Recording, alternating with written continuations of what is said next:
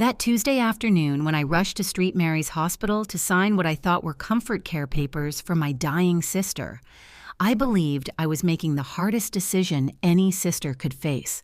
But when I arrived at the ICU and reached for the pen, a young nurse grabbed my wrist and whispered with genuine terror in her eyes, "Don't sign anything, please. Just trust me. In 10 minutes, you'll understand why." I froze, looking between her frightened face and my brother-in-law, Richard, standing on the other side of the bed, his smile just a little too eager.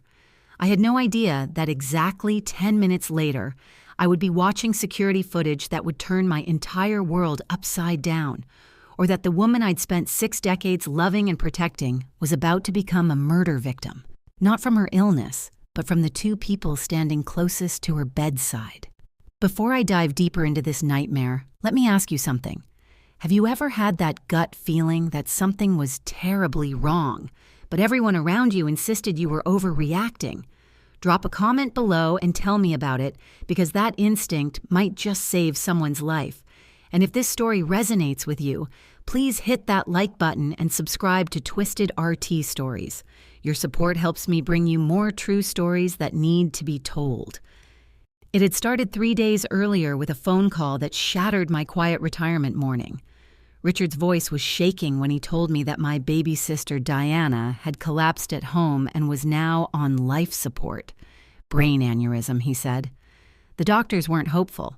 She was only 58, vibrant and healthy the last time I'd seen her just 2 weeks ago at our monthly lunch. We'd laughed about getting older, about her plans to finally take that trip to Italy she'd been dreaming about for years. And now Richard was telling me she might never wake up. I'd driven through the night from my home in Ohio to the hospital in Nashville, my hands gripping the steering wheel so tight my knuckles went white. Diana and I had been inseparable growing up. After our parents died young, we only had each other. I'd helped raise her when I was barely an adult myself. I'd walked her down the aisle when she married Richard 15 years ago, a successful investment banker who seemed to adore her, who bought her the big house she'd always wanted, who promised to take care of her forever. When I finally got to her hospital room at 2 o'clock in the morning, Richard was there, red-eyed and devastated, or so it seemed. He hugged me, told me the doctor said there was no brain activity, that Diana would want to go peacefully with dignity. He'd already started talking about arrangements, about how she'd always said she didn't want to be kept alive by machines. I was too shocked, too grief-stricken to question any of it. I just held my sister's hand, still warm, and sobbed. The next 2 days passed in a blur of doctors with sympathetic faces, Richard making phone calls about funeral homes, and me sitting by Diana's bedside watching the machines breathe for her. But something gnawed at me, little things that didn't quite fit. The doctors never made direct eye contact when they talked about her prognosis. Richard kept pushing for me to sign the DNR order to authorize removing life support, always with this urgency that felt off. And there was this woman, younger, probably in her 30s, who kept appearing at odd hours, standing close to Richard, touching his arm in a way that seemed too familiar. When I asked Richard who she was, he said quickly, "Oh, that's Cassidy. She's a grief counselor. The hospital assigned to us. She's been such a help. But grief counselors don't usually wear designer handbags or look at a patient's husband the way she looked at Richard." On that Tuesday afternoon, Richard called me at my hotel. His voice had a strange brightness to it. "Martha, I think it's time. I know this is hard, but Diana wouldn't want this. The doctors say we should make the decision today. I have the papers ready. Can you come now?" Every cell in my body screamed that something was wrong, but I couldn't articulate what. I'd been a nurse myself for 40 years before retiring. I knew how these situations worked. Sometimes families had to make impossible choices. I told myself I was just in denial, that I couldn't accept losing my sister. When I walked into Diana's room at 3:30, Richard was there with Cassidy, who wasn't bothering to pretend to be a grief counselor anymore. She stood proprietarily close to him, and when I entered, they both turned with identical expressions that I can only describe as anticipation. On the bedside table was a stack of papers, a pen placed on top. Richard started his spiel immediately. Martha, thank you for coming. I know how difficult this is, but the doctors have made it clear that Diana is gone. These papers will allow us to remove the machines and let her pass in peace as her sister and her healthcare proxy. You need to sign here and here and here. He pointed to 3 different signature lines, talking fast, too fast, his finger almost jabbing at the pages. I reached for the pen. My hand was actually touching it when I felt a grip on my wrist. The young nurse, probably in her late 20s with dark curly hair pulled back tight, had appeared seemingly out of nowhere. Her fingers were trembling, but her grip was firm. "Ma'am," she said, her voice barely above a whisper, but laced with urgency. "Don't sign anything, please, just trust me." Her eyes darted to Richard, then to Cassidy, and I saw something there. Fear. Real visceral fear. Richard's face went red. "Excuse me, Nurse Jenkins, but this is a family matter. You're out of line." The nurse. Jenkins, according to her badge, didn't let go of my wrist. "I need to speak with Miss Reynolds alone. It's regarding her sister's medication schedule." "The medication schedule can wait," Cassidy snapped, stepping forward. "Mr. Thornton has been through enough without you people interfering." But Jenkins stood her ground. "Hospital protocol requires I speak with family members privately about certain matters. It will only take 10 minutes. She looked at me with those pleading eyes. 10 minutes, Miss Reynolds. That's all I'm asking." Something in her desperation made me trust her. I set down the pen. "Richard, I think I need a moment anyway. This is overwhelming. Give me 10 minutes to talk to the nurse to clear my head, and then I'll sign." I watched Richard's jaw clench, watched Cassidy whisper something in his ear, but they couldn't exactly refuse without looking suspicious. "So," Richard nodded stiffly, 10 minutes, Martha. But please, Diana's suffering. Every moment we delay is cruel. Jenkins practically dragged me out of the room, down a corridor and into a small consultation room. She locked the door behind us, and I saw her hands were shaking so badly she could barely manage it. "Miss Reynolds, I could lose my job for this. I could lose my license, but I can't stand by and watch them murder your sister." The word hit me like a physical blow. "Murder? What are you talking about?" the doctor said. "The doctors don't know what I know," she interrupted. "I've been Diana's primary nurse for the past 72 hours. I've watched her neurological responses. Miss Reynolds, your sister is not brain dead. She's in a medically induced coma.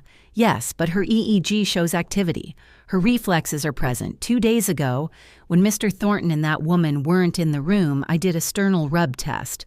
Your sister grimaced. "That's a pain response. Brain-dead patients don't respond to pain. My medical training kicked in through the shock, but the doctor's reports are based on assessments done when Mr. Thornton was present. I've noticed he always insists on being in the room during neuroch, and I've seen him talking to Dr. Carlson, the attending, seen him hand over what looked like an envelope." She pulled out her phone with shaking hands. "Look, I could be wrong. Maybe I'm seeing things that aren't there because I'm young and inexperienced. But 2 nights ago I couldn't sleep. So I came back to check on your sister around 2 a.m.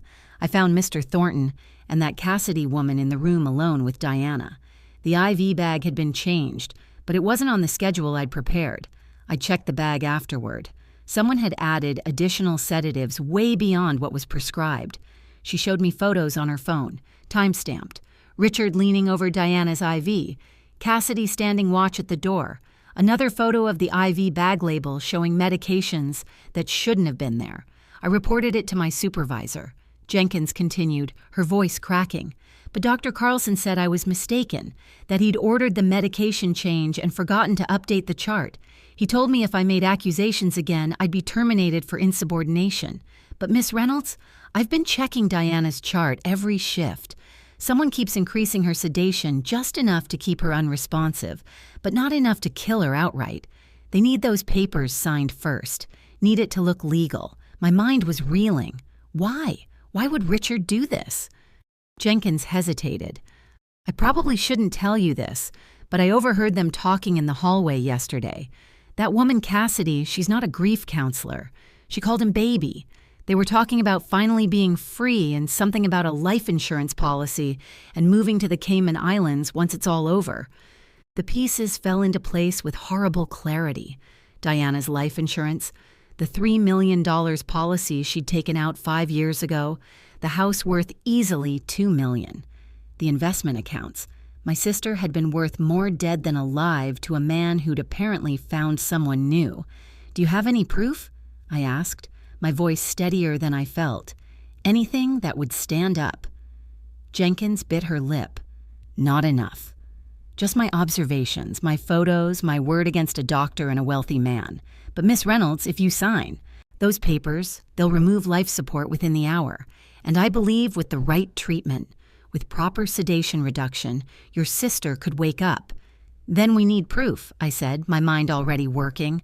40 years as an ER nurse had taught me a lot about people, about reading situations, about thinking fast under pressure, and we need it in the next few minutes or Richard will get suspicious. An idea formed, risky, possibly illegal but necessary. Do you have access to the security cameras? Jenkins nodded slowly. The recordings are kept in the security office, but I'm friends with Marcus, one of the guards. If I told him I needed to review footage for a potential incident report, do it. Pull footage from Diana's room for the past 72 hours. Focus on times when Richard was alone with her or with that Cassidy woman, and I need you to do something else. I pulled out my phone. I'm going to go back in that room and tell them I'm ready to sign, but I'm going to stall, ask questions, make Richard explain everything in detail. I want you to have someone review Diana's current sedation levels right now without Dr. Carlson knowing. Is there another doctor you trust? Dr. Patel, Janine said immediately. He's the head of neurology, and he's not on Dr. Carlson's service. He's honest, old school. He doesn't tolerate any irregularities. Get him to look at Diana now. And Jenkins, record everything. If Richard and Cassidy say anything incriminating while I'm in there, we need it documented. She nodded, understanding dawning in her eyes. The room has audio monitoring for patient safety. If I activate it from the nurse's station, everything said in that room will be recorded. Do it. I'll give you 20 minutes instead of 10. Tell Richard I needed medical clarification about the forms. 20 minutes later, I walked back into Diana's room, my heart pounding, but my face composed. Years of keeping calm during codes in the ER served me well. Richard stood immediately, that false concern plastered on his face. Martha, finally. Are you ready? Almost, I said, picking up the papers. I just need to understand a few things first. As a nurse, I need to be sure we're doing the right thing. I watched Richard's eye twitch. Cassidy moved closer to him, and I noticed for the first time that she was holding his hand, not hiding it anymore. What is there to understand, Richard said, an edge creeping into his voice. The doctors have been clear. Diana is brain dead. There's no hope. I know that's what Dr. Carlson said, I replied carefully, pretending to read the documents. But I was wondering about second opinions. Diana always said she'd want every option explored. Maybe we should consult with another neurologist before we— There's no time for that, Cassidy cut in, then caught herself. I mean, what Mr. Thornton means is that it would only prolong the inevitable and cause more suffering. Cassid's right, Richard said quickly. And frankly, Martha, the costs are mounting. Every day on these machines is costing thousands. Diana wouldn't want to drain her estate on futility. There it was, the first slip. He was thinking about her estate, about money. Of course, I said softly. I just want to make sure I understand the medical situation completely. You said brain aneurysm, right? But I've seen aneurysm patients before. Usually there's a CT scan, an angio. I'd love to see Diana's imaging just to understand what happened to my baby sister. Richard's face was getting redder. The scans were done. They showed massive hemorrhage. Dr. Carlson has them. I'd still like to see them. I pressed, and I'd like to understand the timeline. She collapsed at home, you said. What was she doing when it happened? She was— Richard started, then paused. She was upstairs. I heard a thud. What time was this? Around 9 o'clock in the morning, and you called 911 immediately. Another pause. Longer this time. Well, I checked on her first, made sure she was breathing. How long before you called? I don't know, Martha, maybe 10 minutes. I was in shock. 10 minutes is a long time when someone is having a brain bleed, I said, watching him carefully. Every second counts. Cassidy squeezed his hand. He did the best he could under terrible circumstances. I'm sure he did, I said. Cassidy, you've been so supportive. How long have you known Richard? She blinked, caught off guard. "I through the hospital, as I mentioned, right as the grief counselor. Which agency are you with? I'd love to send them accommodation for your dedication." "That's not necessary," Richard said sharply. "Martha, these questions are irrelevant. The only relevant thing is Diana's condition, which is hopeless. Now, are you going to sign these papers or not?" I looked at my sister lying so still in that bed. The machines breathing for her, monitoring her, keeping her alive despite someone's best efforts to the contrary. "I just need one more thing," I said. "I want to say goodbye properly. Alone. Just 5 minutes with my sister and then I'll sign." "We've all said our goodbyes," Richard protested. "Please," I said, letting my voice crack with real emotion. "She's the only family I have left. Just 5 minutes."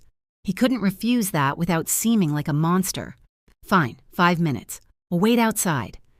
As they left, Richard whispered something to Cassidy that I couldn't quite hear, but I saw the way his eyes went to the papers on the bedside table. Saw him touch the pen as if to make sure it was still there. The moment they were gone, I went to Diana's bedside and took her hand. "Hold on, baby girl," I whispered. "I've got you. I've always got you." And then I saw it. The smallest flutter of her eyelids, so subtle it could have been my imagination, but I knew it wasn't. Jenkins had been right. Before my 5 minutes were up, Jenkins slipped into the room. Dr. Patel reviewed her chart. He's furious. Her sedation levels are 3 times what they should be for a patient in her condition. He's already ordered the medications reduced. And Martha. We pulled the security footage. She held up a tablet, and I watched 72 hours of Richard's sins play out in fast forward.